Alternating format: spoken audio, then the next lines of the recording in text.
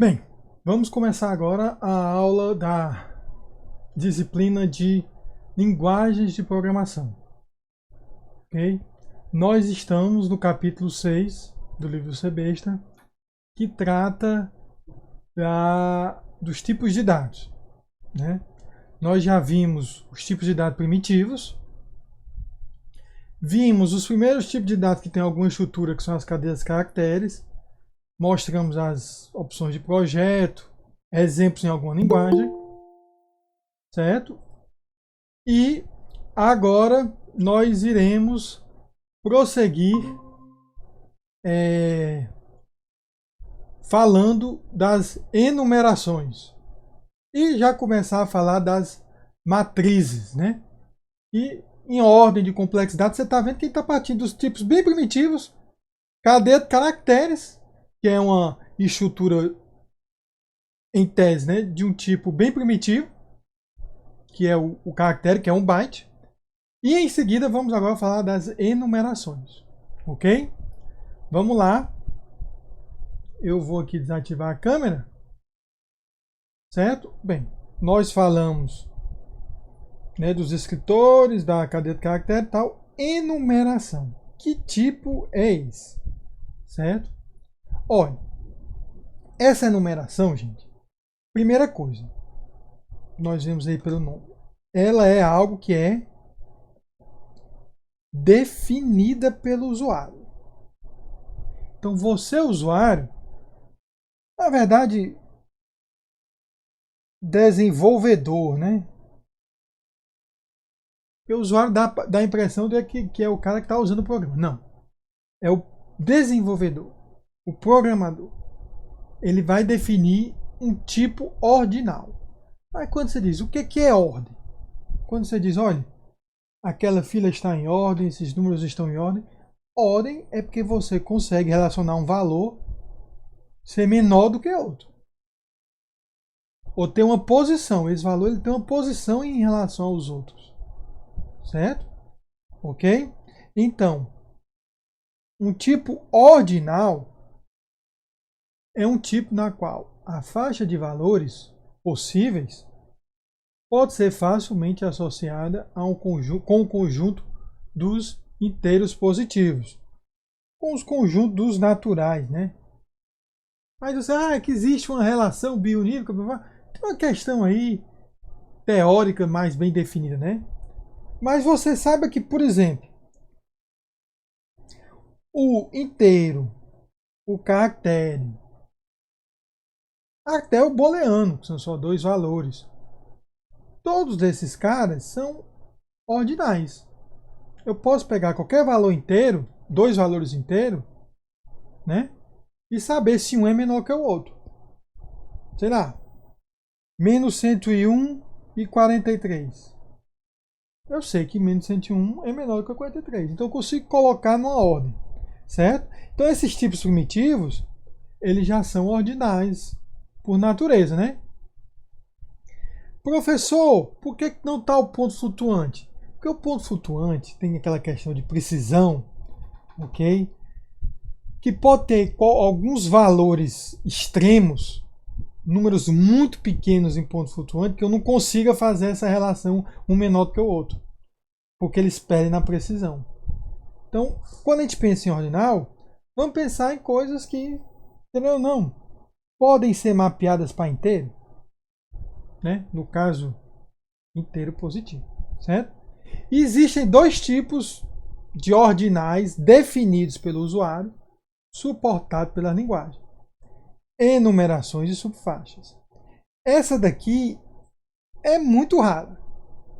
Já essa daqui é comum que nem toda linguagem suporta, mas existem linguagens que estão em uso hoje em dia que fazem suporte aí das enumerações, ou que suportam enumerações. Ok? Aí vamos ver essas enumerações. Tipo enumeração. Certo? Eu vou definir, certo? Todos os valores possíveis na declaração do meu tipo, certo? E todos esses valores eles vão se comportar como constantes nomeadas, certo? Aí um exemplo aí, não só em C Sharp, mas também facilmente esse exemplo aí, ele é migrado para C, C++, tudo mais. Olha só, eu coloco, digo que é uma enumeração, né?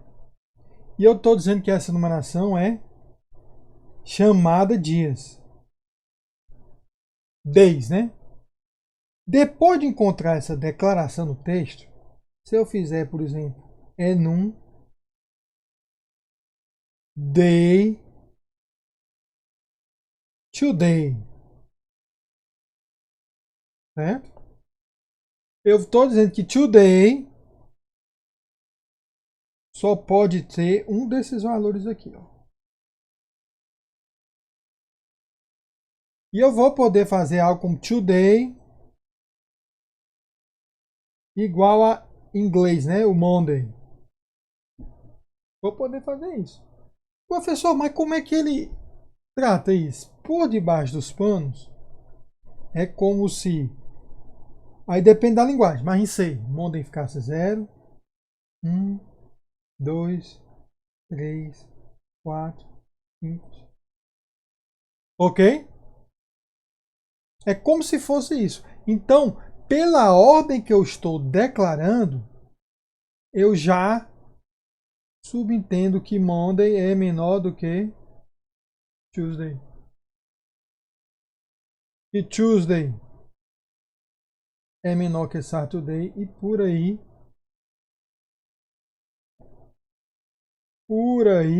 vai. Certo? Então já existe uma ordenação. Ok? Aí o meu código, em vez de ficar vendo número, porque eu poderia muito bem fazer isso aqui, ó. Int today e dizer que today é 0. Mas aí você pensa, gente, em termos de legibilidade. O que é mais legível? Isso daqui ou isso daqui? Ah, professor, mas today todo mundo sabe que é um dia. Perfeito. Mas 0. Ah, você entende? Ah, today é. Se é 0 é domingo. Não sabemos, né? Tem gente que começa a contar a partir de segunda, outros começam a contar. Aqui, quando eu coloco o Monday, fica claro, o cara tá lendo lá o meu código, ele já, essa variável today tá guardando o Monday, né? Ok? Então, é mais ou menos, é isso. Não é um tipo muito complicado, certo? É um tipo bem basicão, mas ajuda a tornar o código mais legível, certo? O usuário final do programa, ele não vai ter nem percepção se o desenvolvedor usou ou não a enumeração, né? Aí quais são as questões do projeto? Ou seja, questões de projeto, sempre o livro usa esse conceito, né? O que é que um projetista de linguagem tem que decidir para quando ele for definir a linguagem dele, ele colocar enumerações? Primeiro, uma constante de enumeração pode aparecer em mais de uma definição de tipo? Por exemplo, eu coloquei enum days, né? Eu poderia fazer isso também no mesmo programa, ó. Enum days. Days não. Work days. Olha aí. Monday, Tuesday. Papapá. Work days não incluiria nem Saturday nem Sunday. Mas incluiria Monday, Tuesday. Então são duas enumerações diferentes. Certo? Será que eu posso fazer isso? Né? Começa a ficar complicado, né? Porque se você for imaginar, aí não teve problema porque o número seria o mesmo, né? Mas pode ocorrer situações em que o Monday apareça depois e o número seria diferente, né? Então, é uma questão que tem que se decidir se a linguagem suporte ou não. Se eu puder fazer isso, como o tipo de uma ocorrência de tal constante é verificado no programa? Aí você podia ver, né? Olha, eu estou usando uma variável enumDay ou uma variável enumOkDay? Aí você poderia decidir, né? Os valores da enumeração são convertidos para inteiro? Eu posso usar esse valor em outro canto, como se fosse um inteiro?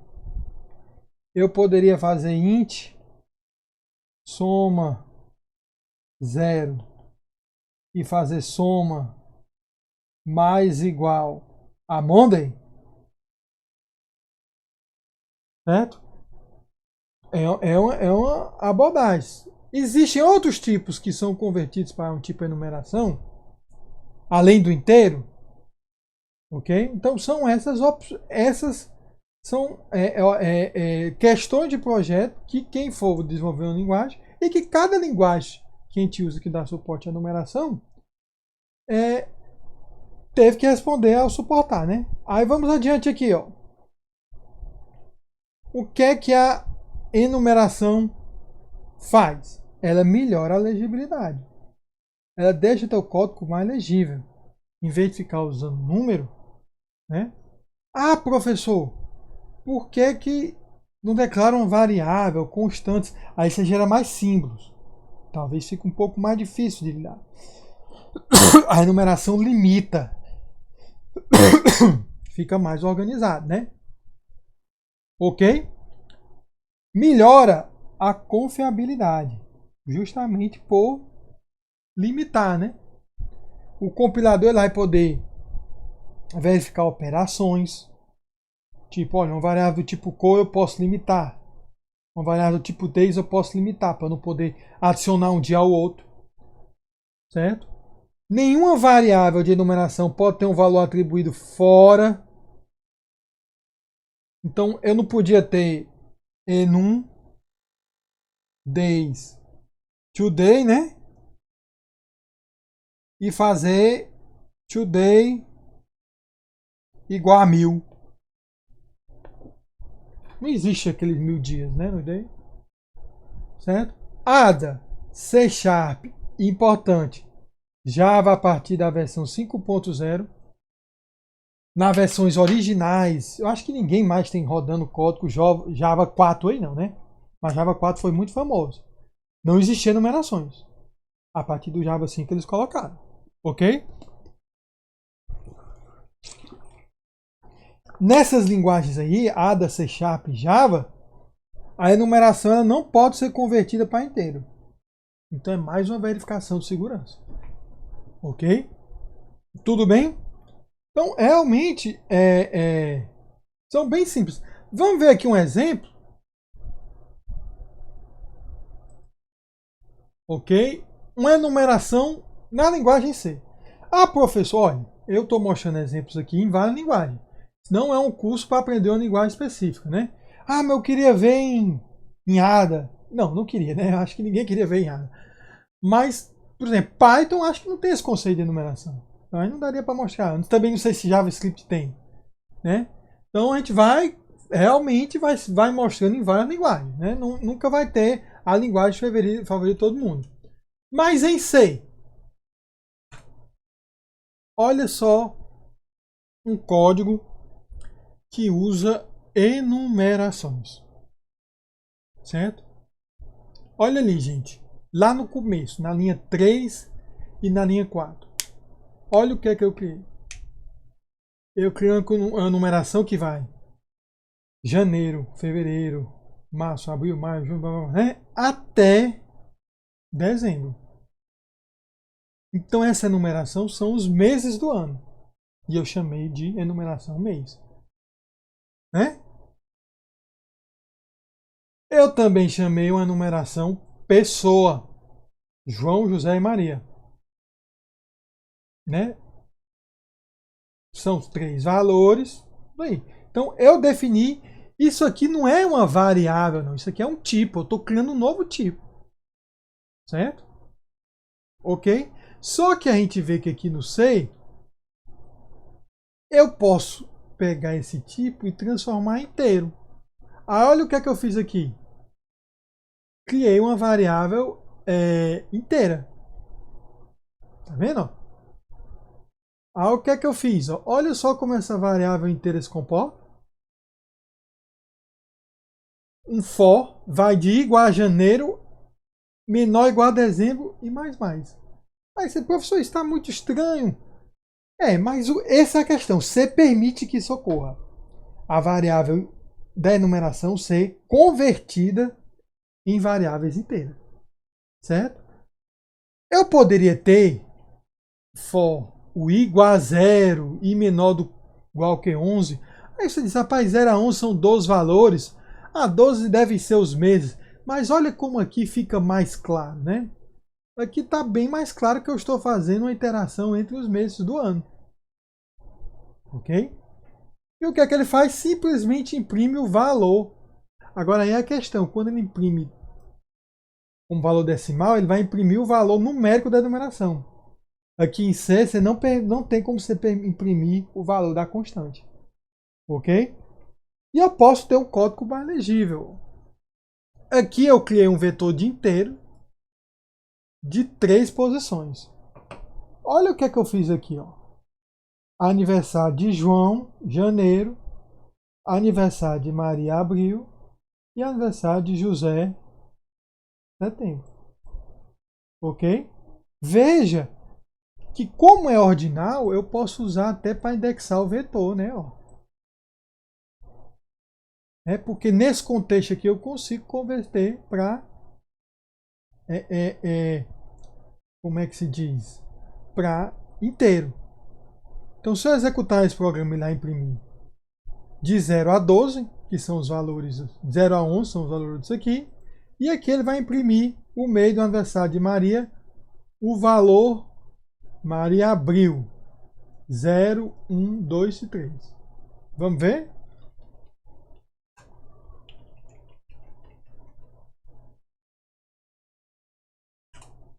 Olha só. Então, você vê que o C permite, ele acaba tratando como se fosse um inteiro. Agora, olha só. Se eu criar, olha, eu criar aqui, ó, int teste. Tu vai ver que eu posso botar teste igual a janeiro e teste logo em seguida igual a Maria. Aí ele não bota problema, porque janeiro e Maria estão sendo convertidos para inteiro e eu estou guardando a variável. Agora, olha aqui, ó, em um mês atual. Aí eu boto atual igual a abril, né? Aí eu boto atual igual a João. Ih, rapaz, agora.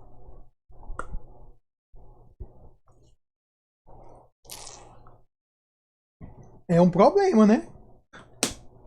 Atual eu não defini como inteiro. Eu defini como do tipo de enumeração mês. E eu estou botando um valor. Aí resta saber o seguinte: será que em C ele vai converter João para o valor numérico 0 e colocar em atual? Aí seria como atual tivesse janeiro. Vamos ver. Vamos compilar.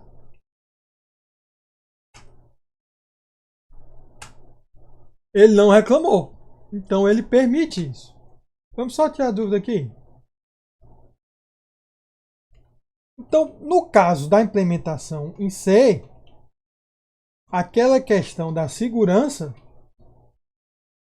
não, confiabilidade, não é uma boa, viu? Ó, ele imprimiu 0, que foi o valor de janeiro, ok?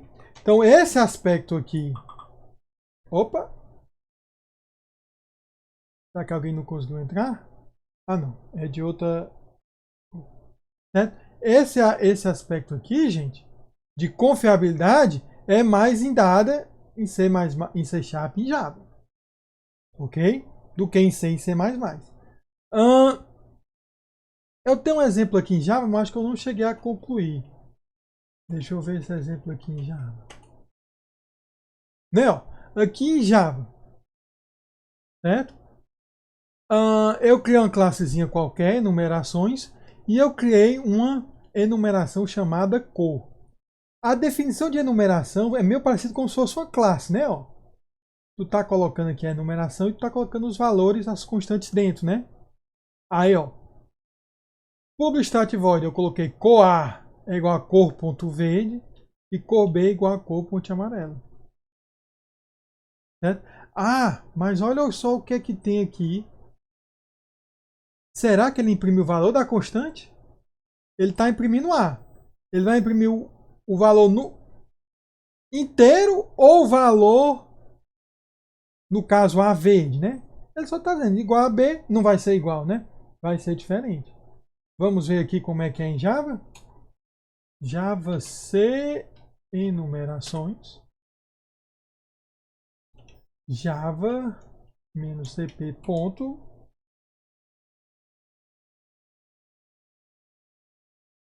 Opa, enumerações. Vamos ver. Ó, Java é mais legal, né? Ele, em vez de imprimir o valor numérico, além de ter essa questão. Opa! Saiu aqui o slide.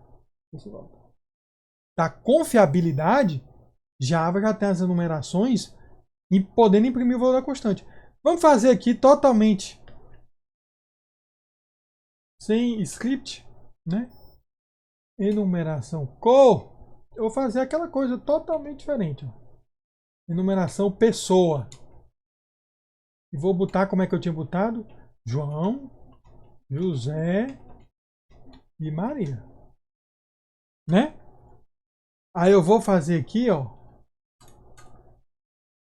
Deixa essa parte aqui, né? Eu vou criar pessoa P igual a pessoa ponto João. Opa.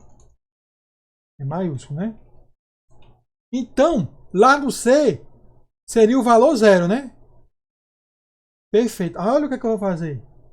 P igual a cor.amarelo. Será que isso compila? Porque cor.amarelo seria o valor 1, né?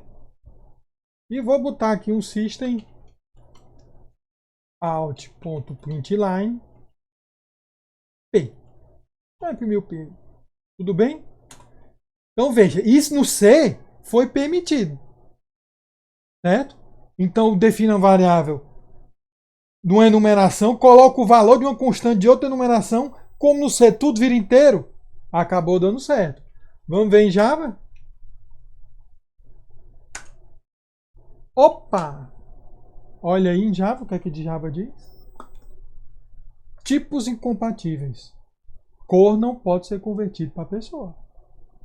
Né? Então Java e no caso C Sharp e ADA tem essa questão da confiabilidade. Em C, como tudo vira inteiro, a única cor que C fornece é a legibilidade. Tudo bem? Avançando. Tipo subfaixa. Certo? Uma subfaixa é como se fosse uma subsequência, né? Eu tenho um conjunto de valores e eu vou pegar somente uma parte, um intervalo desses valores, ok? É o seguinte, isso daí, gente, seria como se fosse é um intervalo mesmo, né? Não tem como mentir. Agora, quem é que suporta isso? Não é. Eu acredito que eu posso até dizer que Python tem algo parecido, né? Mas em questão de ser um tipo verdadeiro, quem suporta isso é essa linguagem ADA, que é uma linguagem não muito utilizada, ok? Já foi muito foco de estudo, mas não é muito utilizado hoje em dia. Mas a gente vai aprender, né? Vai que daqui a 2, 3 anos surge uma nova linguagem que traz de volta o conjunto o tipo subfaixa, você vai saber o que é, né? Então, olha, uma subsequência contígua de um tipo ordinal. Então, 12, pontinho, pontinho, pontinho, 18, vai ser 12, 13, né? Até 18. Parece com um pouco o conceito de enumeração, né? Mas enumeração você tem a questão de dar o nome de uma constante, né? Na faixa não, ok? Aí olha como é que seria o código cunhado. Eu crio tipo uma enumeração, dizendo os dias, né?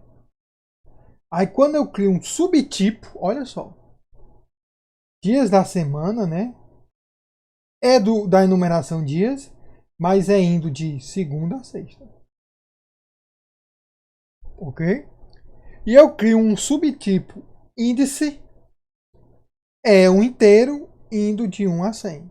Então, quando eu coloco uma variável, aqui no caso ele colocou days como sendo o tipo day, né? Day 1 como sendo tipo days, pode ser qualquer um desses valores.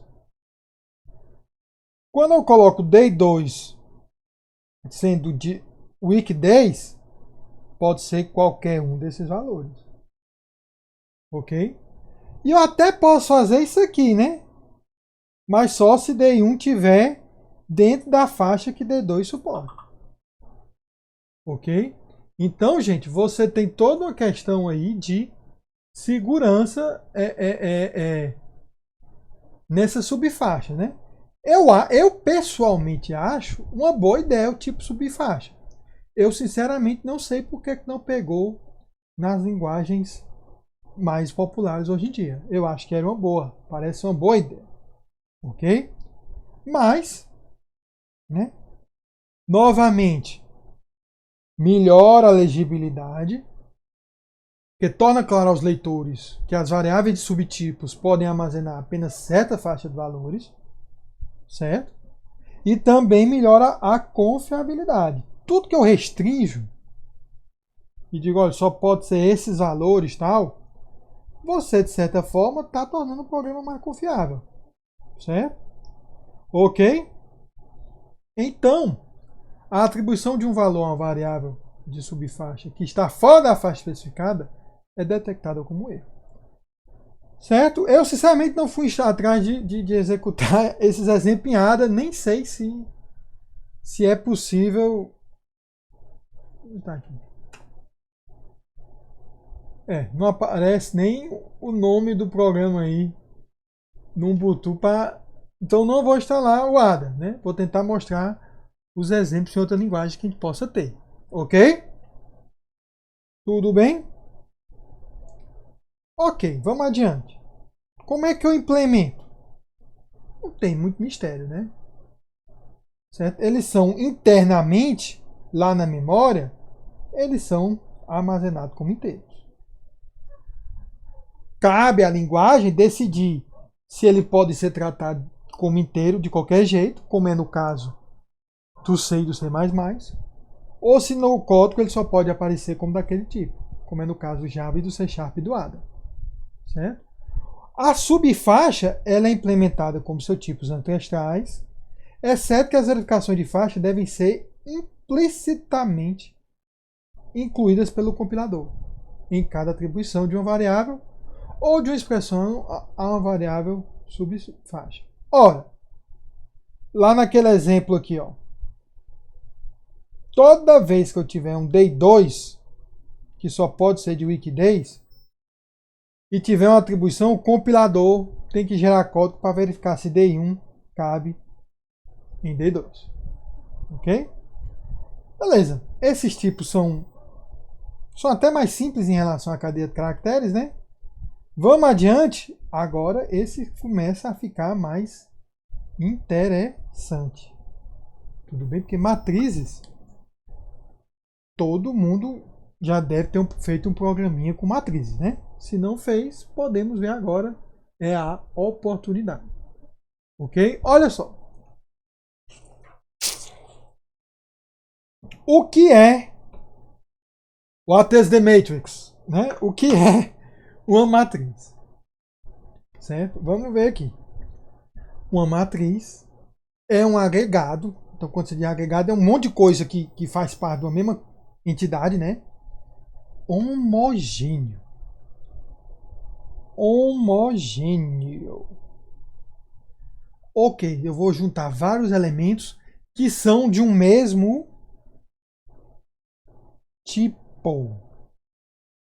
Certo? Eu não tenho uma matriz que é, como é que diz? Que os 10 primeiros elementos são inteiros, os 10 últimos são ponto flutuante, não.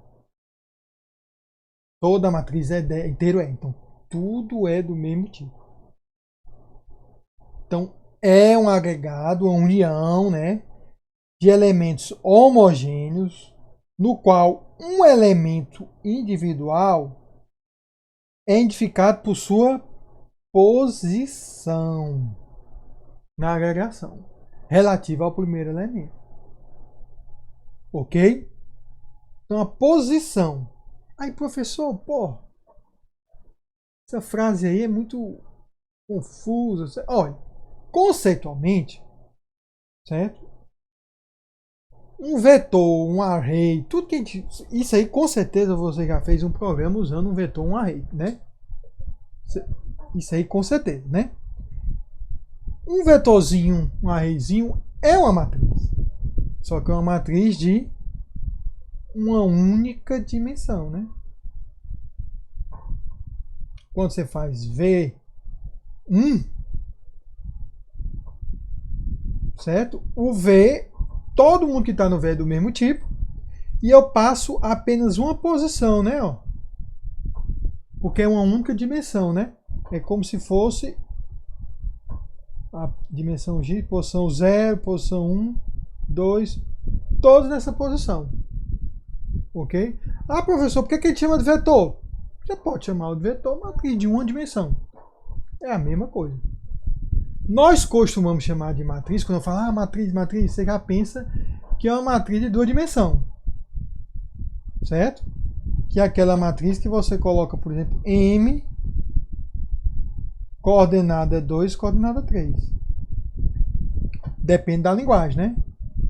Vai ter linguagem que vai querer que seja assim. Outra linguagem que é com parênteses, né? Apesar de ser um pouco confuso, certo? Mas, novamente, isso é algo que costuma chamar de duas dimensões. Mas nada impede a definição de matriz de várias dimensões. Eu tenho matriz de 3 dimensões, né?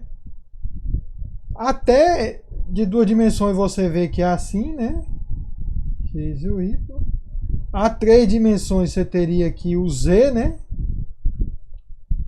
É uma cor meio que representando um volume.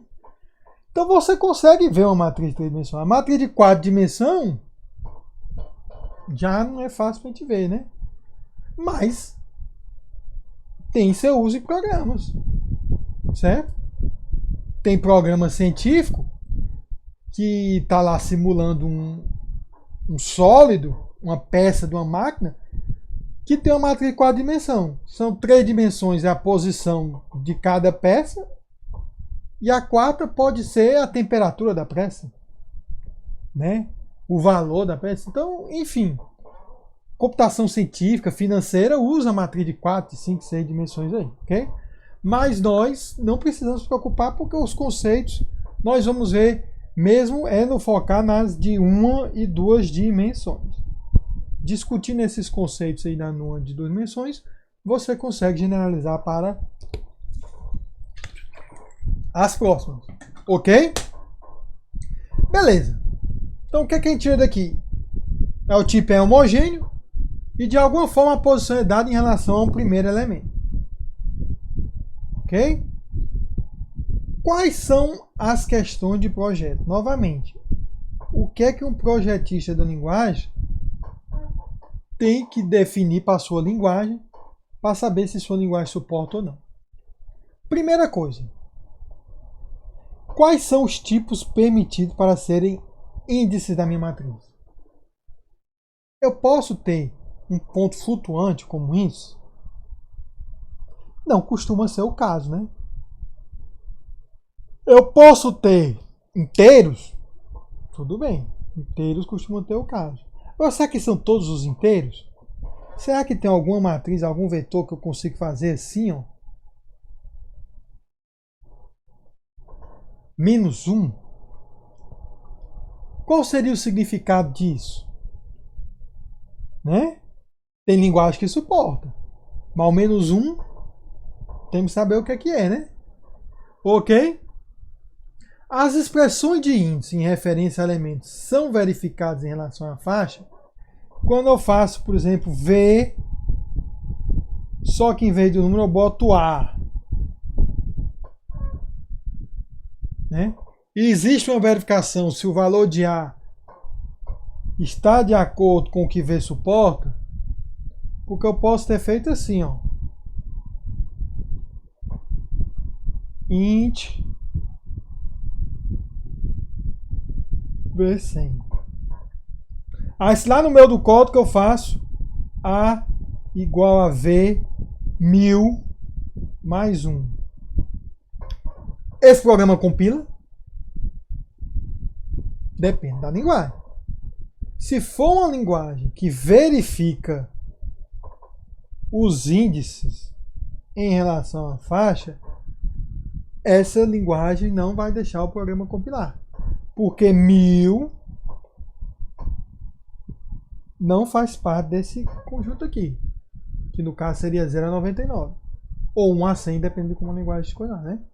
Agora, se não, se a linguagem não é específica que tem que ser feita a verificação, o programa compila. Ah, professor, mas não tem sentido isso aí.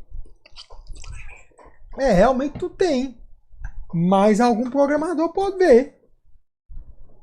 Né? Ah, eu quero, sei lá, forçar. Eu sei que lá eu fiz outra maluquice depois que preencheu o vetor depois. Não sei. Né? Quando as faixas são vinculadas? É quando eu declaro ou quando eu vou usando? São vinculações estáticas ou quando eu vou usando? Por exemplo, eu declarei ali, né? Até 100. Mas olha só. Aí se eu fizer isso, será que a linguagem aceita? Né? Isso a gente vai ver que tem linguagem que aceita. Ok? Quando é que ocorre a liberação da matriz? Porque matriz, gente, ela já começa a ser mais sensível em relação à memória, né? São mais dados do que apenas um primitivo, né? Então a gente tem que ver como é que ocorre essa liberação. O usuário tem que liberar ou o programa cuida de liberar sozinho, né? As matrizes multidimensionais, né? De 2 dimensões, 3 dimensões, irregulares ou retangulares são permitidas. O que é uma matriz retangular? Todas as linhas têm o mesmo tamanho. E todas as colunas têm o mesmo tamanho. O que seria uma matriz irregular? Eu poder ter uma linha com tamanho diferente de outra linha. Né? Então eu poderia ter algo assim, ó. Uma matriz M que tem um elemento, na outra linha tem 2 elementos, na terceira linha tem 4 elementos, na quinta linha tem 1 elemento, certo? Qualquer referência fora disso ia dar not found, né? Será que eu permito isso na linguagem? A linguagem pode permitir ou não pode permitir. Ok? As matrizes podem ser inicializadas quando elas têm um armazenamento blocado. Será que eu posso já, durante a alocação, já atribuir valor para os elementos da matriz? E com isso me poupar tempo? Eu posso ter algum tipo de suporte a fatias? A conseguir facilmente referenciar só uma parte da matriz? Né? Então são todas essas questões aí que o cara tem que definir quando é aquela linguagem. E a gente pode, dado uma linguagem, responder qualquer uma dessas questões, né? Por exemplo, se eu dou uma linguagem C, qual o tipo permitido para índice? Tipo inteiro positivo. Ok? Olha só aqui. Indexar ou subscrever uma matriz é um mapeamento de índice para elemento. Então, quando eu tenho o nome da matriz, certo?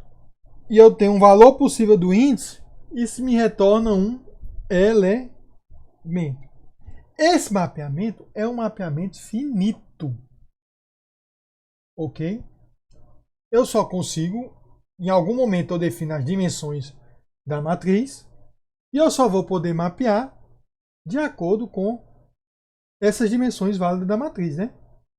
Eu não posso, como é que diz? Se não tem, sei lá, a matriz de 2 dimensões, eu não posso tentar pegar um elemento de uma de 3 dimensões, né? Ok? Então, mapeamento finito. Qual seria um exemplo de mapeamento infinito em linguagem? Uma função. Em geral, uma função eu posso ter mapeamento finito, né? Eu pego um valor que é um número e mapeio para outro número qualquer. Uma função, sei lá, função que calcula a raiz quadrada de um número. Eu posso passar qualquer número infinito e receber um conjunto infinito de números. Mas na matriz não. É um mapeamento finito. Certo? Formato dos índices, né? O jeitão dos índices. Fortran, PLI e ADA usavam parênteses. Então, quando você tem Fortran ainda usa, né? Para referenciar a posição 5 no vetor, é dessa forma. Em PLI e em ADA também. Ok? ADA explicitamente usa parênteses para mostrar uniformidade entre referências à matriz chamada de função. Pois para ADA é tudo mapeamento, só que o infinito é infinito. O outro é infinito. Se é tudo mapeamento, eu vou representar da mesma forma. Ok? Fortran não tinha um objetivo tão nobre, né, de manter a uniformidade, não. Fortran era o seguinte, rapaz, qual é o símbolo que tem lá no cartão perfurado lá, quando o pessoal usava Fortran? Só tinha um abre e fecha parênteses. Não tinha outro símbolo, então vai ser esse símbolo. Certo? Então não foi uma decisão, foi dos projetistas. Foi uma decisão dos fabricantes de cartão tomada pelos projetistas, né? Mas qual é o problema de usar parênteses? É que ali, olha o exemplo que eu dei aqui, ó. Fica complicado. Eu estou chamando a função m com o valor 5 ou eu estou acessando o quinto elemento do vetor m? Né? Fica ambíguo, né? Usar o mesmo símbolo, parênteses, na invocação de funções e indexação de matriz é um problema de legibilidade. Vai tornar difícil eu ler o meu programa. Eu vou estar lá no meio do código, tá M5. Pô, o que é M? Eu vou ter que voltar lá atrás de saber a declaração de M, né? Então, o que a maioria da linguagem faz? A maioria da linguagem usa colchetes. Então, para referenciar o quinto elemento, eu uso um colchetezinho. Não há dúvida. Não é estar chamando a função M, não. Né? Significa que eu estou chamando o quinto elemento do vetor M. Eu fiquei até na dúvida. Posso até depois tentar até compilar. Será que eu posso definir uma função e uma matriz com o mesmo nome em Fortran? Se eu puder, aí colocar isso aí vai dar ambiguidade, né? O compilador não vai saber se é função ou, como é que diz, é matriz, né? Ok? Então esse é o formato. A gente usa o colchetezinho. Tem outras coisas? Olha, pode ter linguagem que usa outros símbolos, né? Ok? Mas o importante é diferenciar da chamada de função, né? E de outras coisas de outros elementos da linguagem. Ok? Os tipos dos índices. Em Fortran e C. Eu já mostrei até no exemplo da numeração, né? Só pode ser inteiro ou valor de numeração. Certo? Assim como ADA e Java. Tudo aí só pode ser inteiro, né? A questão é, faz sentido que seja só inteiro. Eu não posso, se eu, sei lá, um negócio, um inteiro que está uma posição e meia. Tem sentido, né? Eu vou estar pegando um byte do segundo inteiro. Tem sentido. Então tem que ser um tipo ordinal, tem que ser um inteiro. Certo? C, C++, Perl e Fortran não especificam faixa de índice. O programa compila mesmo se o valor for inválido. Declarei lá um vetor de 100 posições. Lá no código meti um V200. O compilador deixa passar. Ah, é errado, deixa passar. Quando eu for executar, provavelmente vai ter um erro de execução, ou vai pegar um valor ali no V200, um valor aleatório, que ninguém sabe o que é. Uma posição lá, uma célula de memória que tinha um valor antes, ninguém sabe o que é. É um problema de segurança isso aí, né? Java, essa outra linguagem ML e C Sharp, não vão permitir. Eles vão exigir essa verificação. Certo? Em ADA, por padrão, poderia ter essa verificação, né? Mas eu posso desabilitar se eu quiser viver perigosamente aí em ADA. Certo? Ok? Só mostrar aqui, acho que eu não sei se eu tenho um exemplo aqui na apresentação. Matriz, se eu já posso mostrar aqui um exemplo ou certo? Eu botei outra linguagem para a gente variando a linguagem, né? Botei C.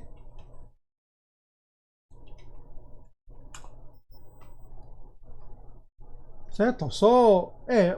Talvez seja melhor voltar aqui na parte de declaração, né? Uma matriz estática é o que eu vou falar agora, vinculação, né? Você declara o tipo, o nome da matriz e a dimensão, né? Ok? Acho que é melhor falar um pouco de vinculação para poder explicar aqueles comentários ali, ok? Mas eu acho que na maioria da linguagem, gente, vocês já devem ter. Quem fez lá em FUP, em Python, em outra linguagem, já deve ter usado um vetorzinho, sabe como é que é, né? Ok? Adiante. Vinculação de índice e categoria de matriz. Né?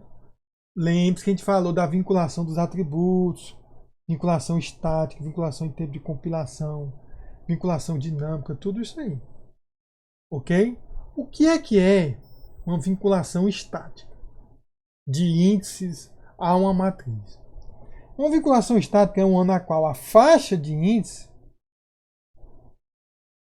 é vinculada estaticamente, ou seja, durante a compilação, e a alocação de armazenamento também é estática, antes do tempo de execução. Então eu já aloco na memória do SO? Não. Significa que dentro da memória do processo, quando for ser criado, eu já tenho uma posição lá que já está fixa, que vai ser a posição da minha matriz. Certo? Um exemplo disso aí, uma matriz global em C. Olha aqui. Essa matriz aqui, ó, ela está fora da função main e está fora da outra função aqui, né? Ó. Ela é uma função global uma matriz global em C. Quando eu compilar esse programa, ele vai dizer, olha, o nome em múltiplos é uma matriz de uma dimensão inteira, de 10 posições. Pronto. Quando eu compilei, e vai guardar lá no código do programa, na tabela de símbolos, em algum canto, essa informação. Ele também vai pegar, olha, são 10 posições de inteiro. Então, nesse programa, toda vez que for criado um processo, você coloca lá, a partir da posição que termina o código, você guarda 10 posições, e essas 10 posições, vão guardar o valor dessa matriz. Então, quando o programinha for carregado no processo, em relação ao começo do processo, essa matriz sempre vai ocupar aquela posição. Por isso é estático, certo? Qual é a vantagem dessa abordagem? É altamente eficiente. Eu aloco a matriz quando começa a execução e não mexo mais em alocação de matriz. Ela fica lá o tempo todo, certo? E eu consigo acessá-la, eu consigo botar os endereços na cache, consigo ver tudo, porque ela está sempre lá existindo. Qual é a desvantagem? Ocupa a memória por toda a compilação. Então, eu botei aqui a variável global, não importa a função que eu entrar, aquela variável vai estar ocupando memória. O múltiplos lá vai ocupar 10 posições lá. 10 vezes 4, 40 bytes, né? Vão ser ocupados. Ok? Fortran, no começo, toda vetor, toda matriz era estático. Então dá para otimizar bastante um programa em Fortran. O que é dinâmica na pilha fixa? É uma matriz na qual as faixas de índice são vinculadas estaticamente. Mas a alocação é feita em tempo de elaboração da declaração. Ou seja, eu sei qual vai ser os índices dessa matriz. Mas eu só vou alocar essa matriz quando a função que essa matriz está dentro for chamada. Ok? Então, nesse problema aqui, sem se preocupar muito o que é que esse problema faz, esse programa ele não faz nada de interessante. Ele só soma os 10. Eu tenho uma funçãozinha aqui que soma os 10 primeiros múltiplos de um número, né? Então, se eu passar 2, vai somar 0, 2, 2 vezes 2, 4, né? 8 e assim sucessivamente. Ok? Certo? Mas o mais importante é que aqui eu tenho uma função da linha 6 a 19. E olha só, eu defini outros múltiplos dentro da função. Lá por escopo estático, a gente sabe que essa múltiplos vai esconder a múltiplos externa. Mas significa que meu programa vai ter as duas funções, as duas matrizes de uma dimensão sempre alocadas? Não. Eu só vou ter essa função aqui, essa matriz alocada, quando essa função aqui estiver executando. E onde é que vai ser alocada? Na pilha. Porque as variáveis locais das funções são alocadas na pilha. Ok? Então, mas qual é o tamanho? O tamanho eu já sei. O tamanho eu sei durante a compilação. Está ali o tamanho 10. Então é estático. Mas a alocação da memória é dinâmica. Só ocorre quando eu chamo essa função, né? E onde é que ela está guardando aqui? Ela está guardando... como é que diz? Olha, aqui já tem um erro. Não é múltiplo 10, é múltiplos. Acabei fazendo um errinho. Pronto, né? E o cálculo não importa. O que eu quero mostrar é que aquela matriz dentro da função ela é dinâmica na pilha fixa. Eu tenho o tamanho dela limitado, mas só alocado quando a função é chamada. E aquela lá fora é estática. Eu sempre sei o tamanho e eu sempre aloco o espaço dela antes mesmo do programa executar, ok? Essa dinâmica na pilha fixa, qual é a vantagem? Eficiência de espaço. Eu só vou ter ocupando espaço na memória quando a função estiver ativa. Qual é a desvantagem?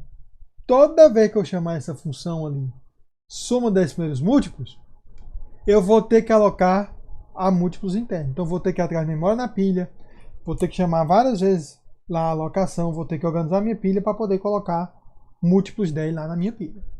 E isso consome um pouquinho de tempo.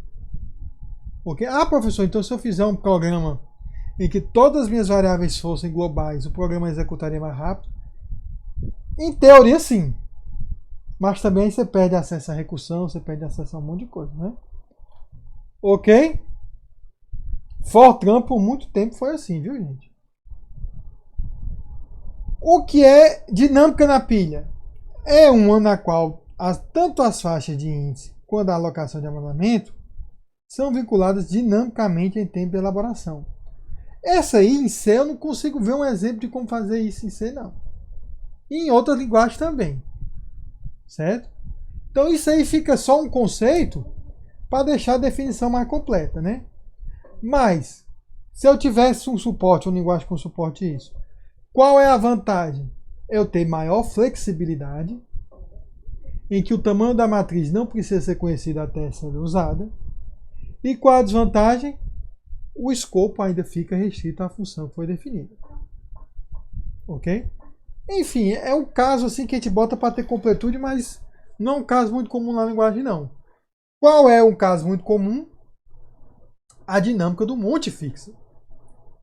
É similar à dinâmica da pilha fixa, no sentido de que as faixas de índice e a vinculação de armazenamento são fixas, né, após ele ser alocado, mas essa alocação ela ocorre a partir do monte, do heap.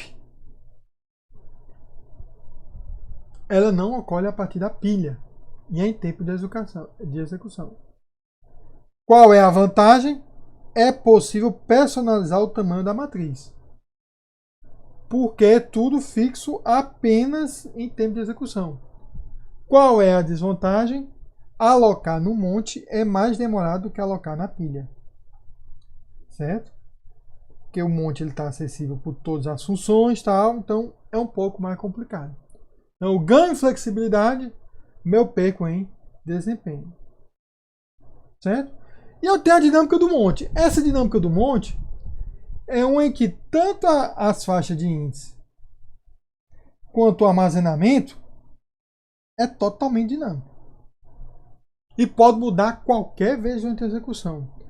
A dinâmica de monte fixa, eu posso definir a faixa durante a execução e o armazenamento durante a execução. Mas uma vez definido, ficam fixos. A dinâmica do monte, eu posso mudar qualquer coisa, qualquer momento que eu quiser. Certo? Qual é a desvantagem da dinâmica do monte? Totalmente dinâmica. A alocação e liberação leva mais tempo, podendo ocorrer durante diversas vezes durante a execução. E qual é a vantagem? A flexibilidade. Matrizes podem crescer e encolher durante a execução do programa. Ok? Aqui eu acho que eu já dei um exemplo da estática, lá em C, e dinâmica na pilha fixa. Esse caso não é muito comum, dinâmica na pilha. E como é que seria dinâmico no monte fixo? Certo? Lá no C, nós temos as funções malloc e free, certo? Que nos permitem alocar no monte uma matriz, né? E também liberá-la com o free. Ok? Vamos ver um exemplo em C? Eu vou copiar isso aqui. Matrizes dinâmica. Eu vou abrir aqui uma matriz dinâmica. Eu quero primeiro mostrar isso aqui. Ó. Vamos deixar só a main aqui. Certo? Só a main. Ó, eu vou definir aqui int tamanho. Uma variável qualquer, né? Certo? Eu posso fazer isso.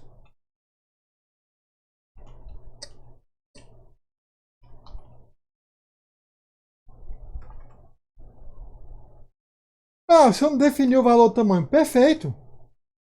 Vamos fazer o seguinte. forneça o tamanho do vetor.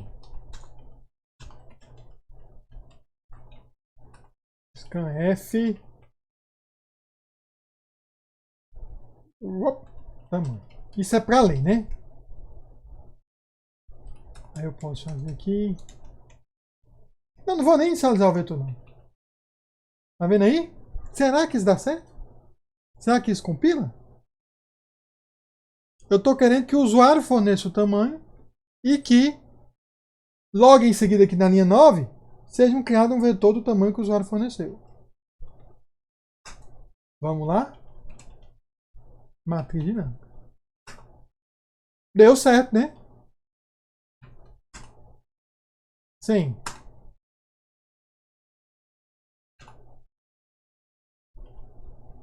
Vamos agora utilizar essa matriz. Menor que tamanho, né? E mais, e eu vou colocar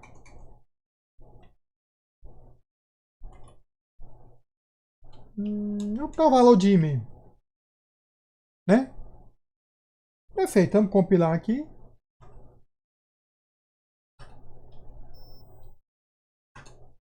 Vamos botar só 10. Perfeito, né? 1000.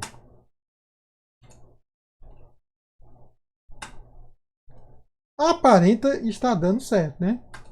Compila numa boa. Mas aí tem um problema. Ok? A maneira mais precisa de fazer isso é você deixando claro aquele tamanho, requisitando ao software, ao sistema operacional, que essa variável aqui, né? Esse vetor aqui seja alocado exatamente com esse tamanho. Do jeito que está aqui, como eu não usei malloc, eu não usei free, tá dando certo, mas isso aí porque é o comportamento padrão do C de não verificar nada. Esse código aqui é altamente inseguro. Tudo bem? Fica meio difícil formar, porque eu teria que formar, como é que diz? Forçar um pouco a barra. Eu até tentei aqui, mas não. Deixa eu botar mais ainda. Eu botei 100.000, né? Eu vou botar 1, 2, 3. Ah, olha aí. Segmentation fault, né? Eu acho que não precisa nem tanto, não. Naquele exemplo, 200.000. Vamos brincando aqui. 300. 400. Esse byte não é muito grande, né? Eu tive que botar aqui o valor quanto? 100 milhões, né? Ok? Mas vamos fazer para da maneira certa. Como é que seria fazer da maneira certa? Seria fazer assim, ó, gente. Tá vendo aqui? Isso, na verdade, é um ponteiro. Aí eu coloco vetor igual a malloc.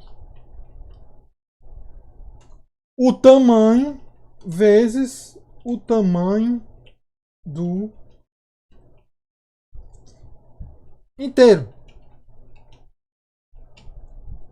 Certo? Só que isso aqui eu tenho que fazer um cast para ser um ponteiro para inteiro.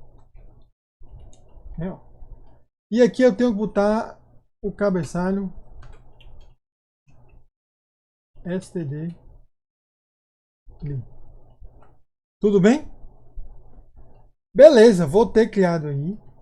Opa, botei um O aqui a mais.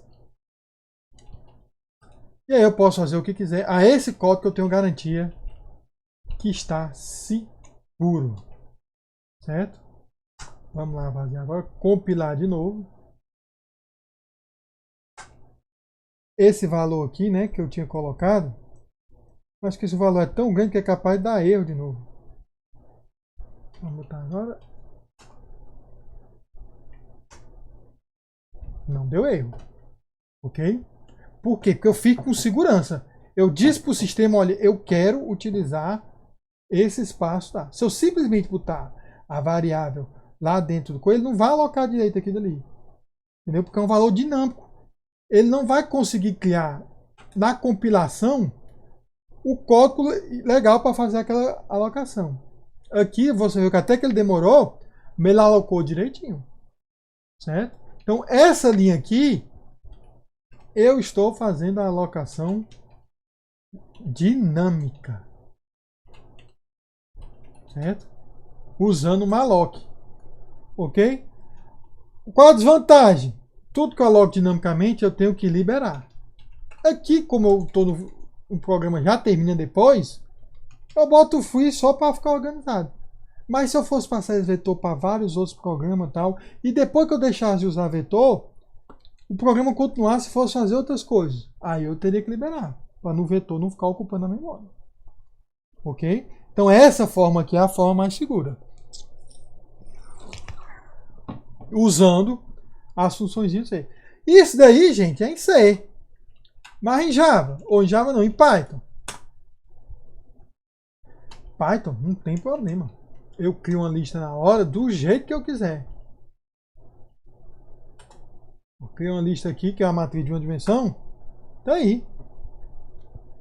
Certo? E eu posso, como é que diz?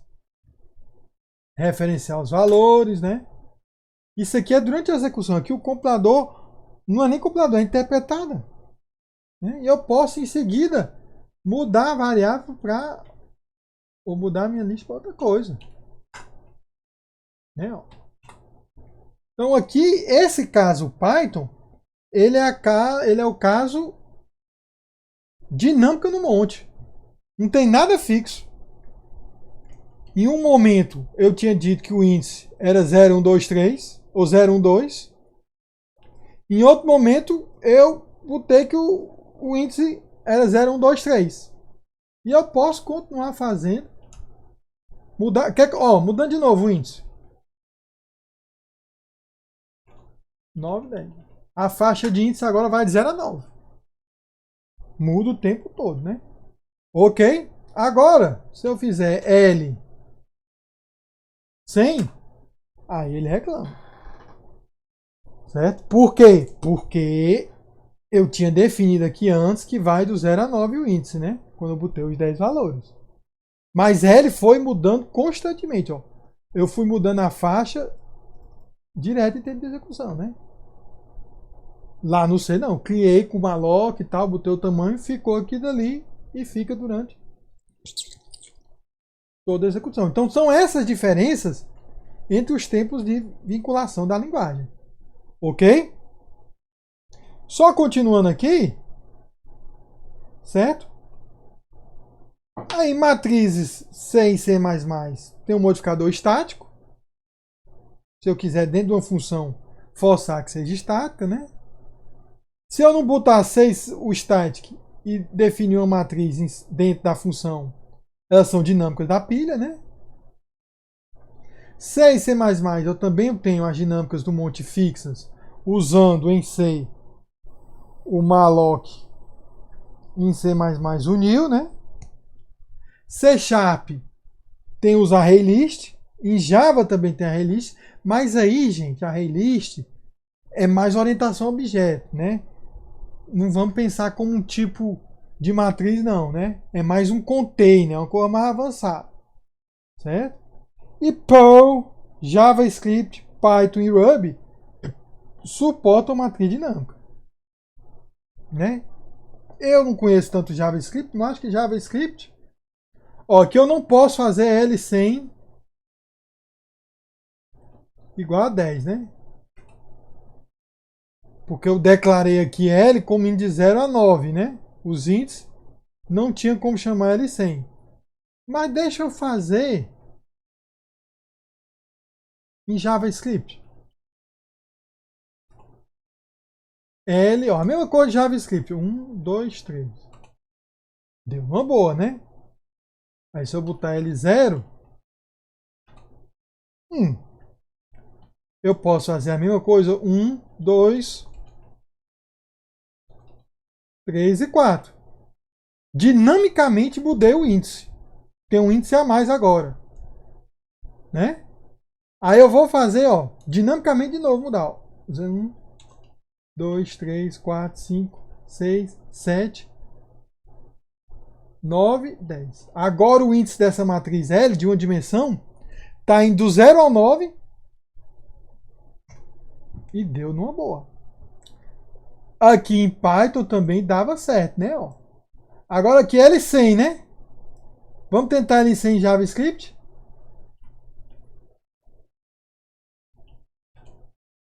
Não deu erro, mas diz que não está indefinido. Que é mais ou menos o que seria uma situação de equívoco. Tanto o Python quanto o JavaScript retornam equívoco. Agora vamos ver a atribuição. Se eles também retornam equívoco. Opa! Olha aí a mudança do Python para o JavaScript. Quando eu botei L igual a 100 aqui, ó, index out of range, index fora da faixa. Aqui no JavaScript lavou a mão e botou L igual a 100. Como é que ficou isso, professor? Agora, olha como é que ficou essa matriz de uma dimensão. Né? O JavaScript é mais, eu posso dizer que ele é até mais dinâmico. Enquanto no Python eu tudo bem consigo mudar a faixa de valores, fazer novas atribuições, né? O JavaScript permite que você, numa atribuição de um determinado item, já muda a faixa de valores. Ok? Então, o que é que o JavaScript fez? Ó? Aqueles que tu iniciou originalmente estão valendo. Tem um lá no final que está valendo, que é o 100. Só que ele diz, ó, tem 90 itens vazios aí. Certo? E se eu botar um intermediário?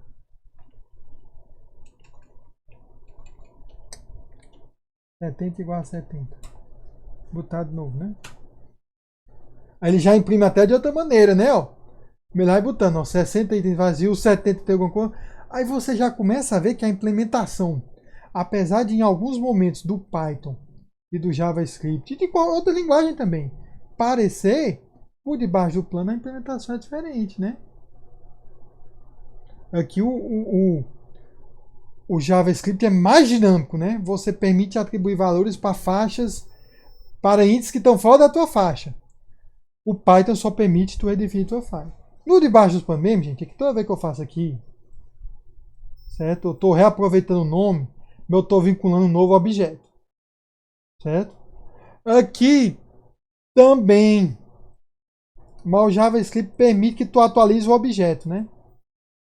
O que o Python não permite, ok? Então isso aí é da questão de vinculação, né? Ok? São essas diferentes vinculações. Algumas linguagens fornecem os meios de inicializar a matriz no momento em que seu armazenamento é alocado, né? Aqui, ó, em C, C++, em Java, eu posso fazer isso aqui tranquilo. Isso é seguro. Ele já infere aqui o tamanho 4 a partir disso aqui. E é parecido como eu faço com as cadeias caracteres em C e C++. Certo? Eu posso até, inclusive, ter uma matriz de cadeia caracteres. Só como a própria cadeia caracteres já é uma matriz, eu tenho que botar um ponteiro, né? Então, na verdade, quando eu faço isso aqui em C e C++, tá até errado, né?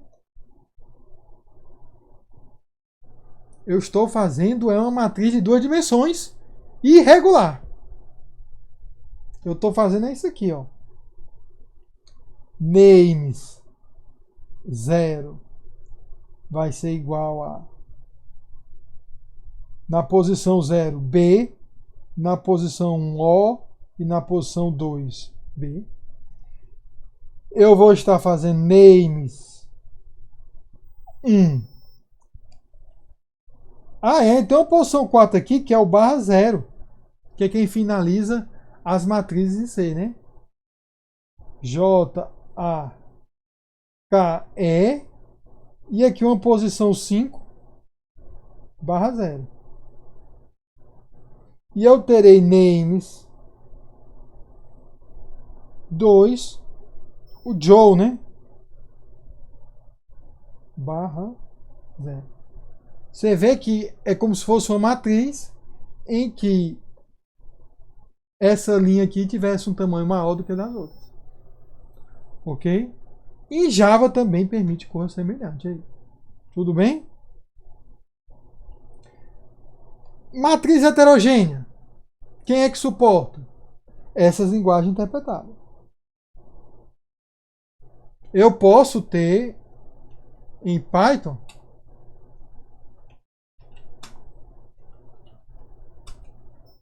uma lista que é 1, 2, casa,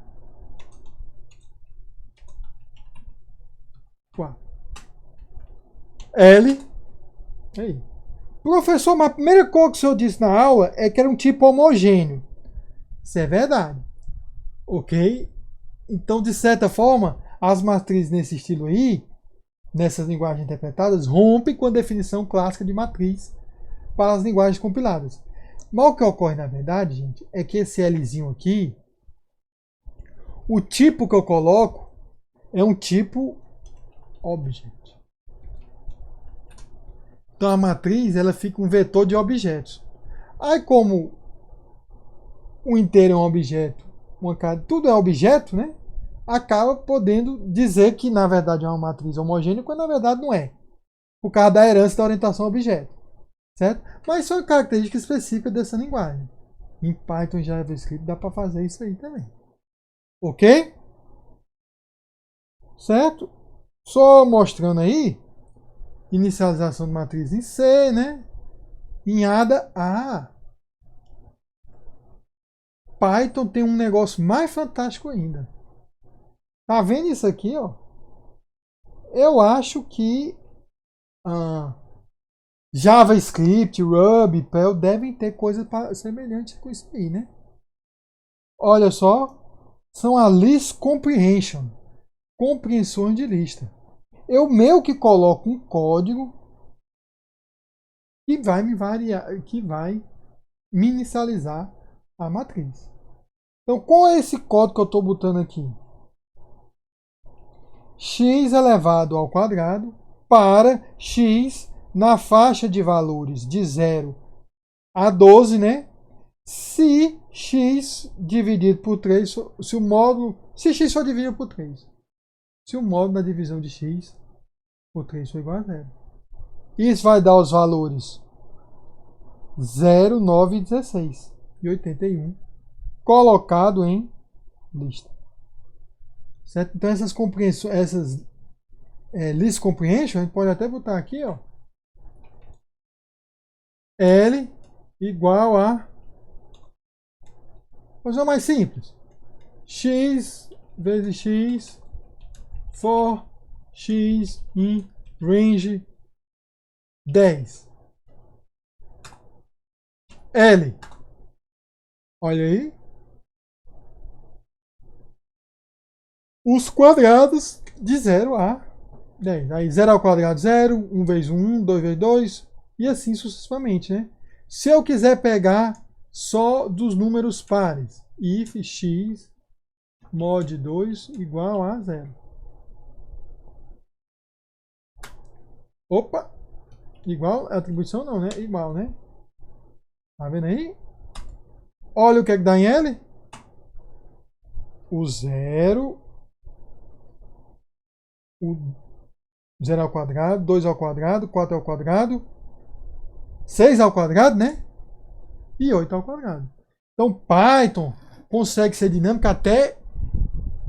Olha só, essa declaração aqui, eu vou ter que executar isso aqui dentro, gente, para poder saber quais são os valores, para poder saber quais são as faixas de valores permitidos, entendeu? Então, Python consegue ser dinâmico até nesse ponto. É ultra dinamicidade aí dessas linguagens interpretadas. Ok? Tudo bem? Né? Então, estamos falando de matrizes aí, né? Operações de matrizes. Ok? Aí vai falar de uma linguagem. Geralmente, quando a gente vai fazer uma soma de matrizes, uma multiplicação de matrizes, nós mesmos criamos lá uma funçãozinha que faz a soma, que faz a multiplicação. Tinha uma linguagem mais antiga, que é essa APL, que você podia fazer algo do tipo A100, B100. Você podia botar logo no seu código A mais B. E a linguagem ia lá e fazer a soma.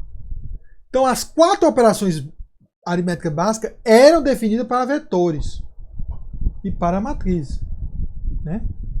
Então, era um negócio poderoso. Eu posso ter isso hoje em dia? Você pode, se você fizer sobrecarga de operadores em orientação a objeto. Mas isso aqui, isso era sem orientação a objeto. A APL fazia na própria linguagem, né? A ADA, eu podia atribuir, eu podia fazer A igual a B, né? Podia concatenar, podia também unir duas matrizes. Python permite essa concatenação, né, ó, em uma dimensão, né?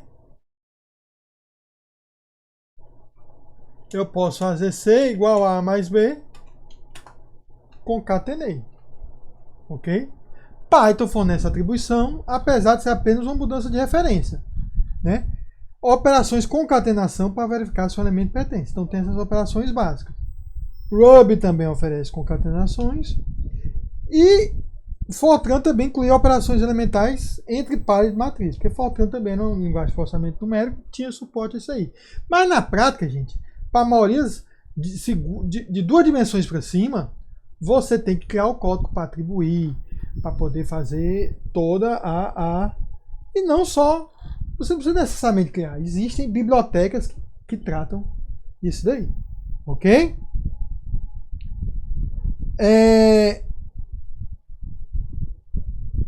Matrizes regulares e irregulares.